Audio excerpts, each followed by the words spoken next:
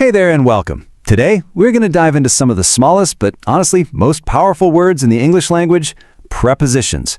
Yeah, they might seem tiny, but they're the secret sauce that makes our sentences clear and full of detail.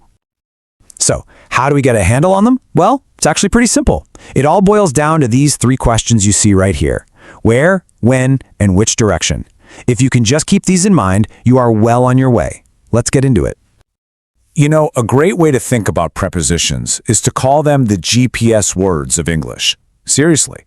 They give our sentences direction, they tell us where things are, and they guide us so we know exactly what's going on. Okay, so what is a preposition, technically? It's just a small word that connects a noun or a pronoun to another word in the sentence. It shows the relationship between them. Think of it like this. It's the glue that tells you if the book is on the table, or maybe under the table, or next to it. Without prepositions, honestly, we'd have no idea what's happening. And I bet you already know a ton of these, right? Words like in, on, at, to, from, they are literally everywhere. These little guys do so much of the heavy lifting when we talk. All right, probably the best way to really get this is to see these words in action. So, I've got a little story for you. We'll call it the cat and the box. As we go, just pay attention to those little words that tell us where the cat is and where it's headed. Okay, here we go. Our story starts simply. A little cat is in a box. See? Easy. We know exactly where the cat is. And we have action. It jumps out of the box and walks to the table. Notice how those little words out of and to show us movement and a clear direction. So what does our cat find? There is milk on the table. That word on tells us the exact location of the milk. It's a preposition of place. But the cat's still looking for a snack. It looks under the table, but nope, nothing there. You can just picture the cat peeking underneath, can't you? And it's on the move again. Then it runs behind the chair. See? Another word telling us its exact position. Ooh, plot twist. A new character enters. A mouse runs across the room. That word across gives us a perfect sense of its path from one side to the other.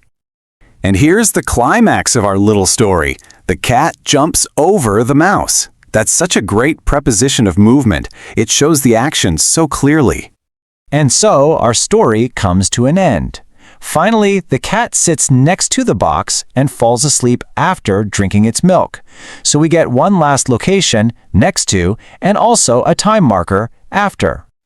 Wow, that little story was just jam-packed with prepositions, wasn't it? So now, let's unpack it. We're going to break down what each of those words was actually doing.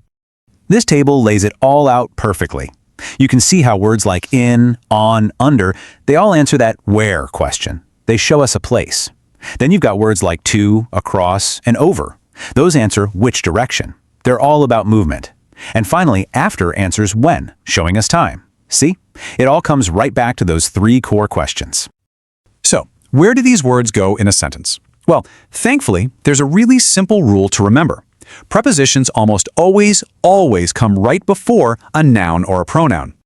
Let's just look at a few quick examples. In comes right before the noun, the box. Next to comes right before the pronoun, her. And to comes right before the pronoun, him. It's a really reliable pattern you can count on. All right, enough theory, enough stories. Now it's your turn to give it a shot. I'm going to show you a sentence with a missing word, and I want you to think of the perfect preposition. You ready? Okay, here's the first one. The bird flew the river.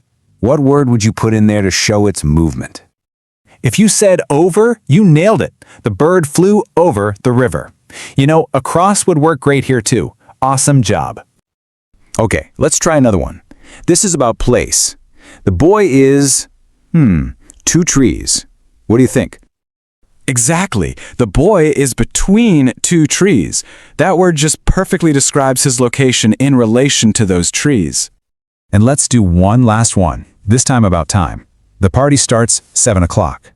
This one's a classic. The correct answer, of course, is at. The party starts at 7 o'clock. So look, if you ever feel a little lost with these small but mighty words, just bring it back to the basics.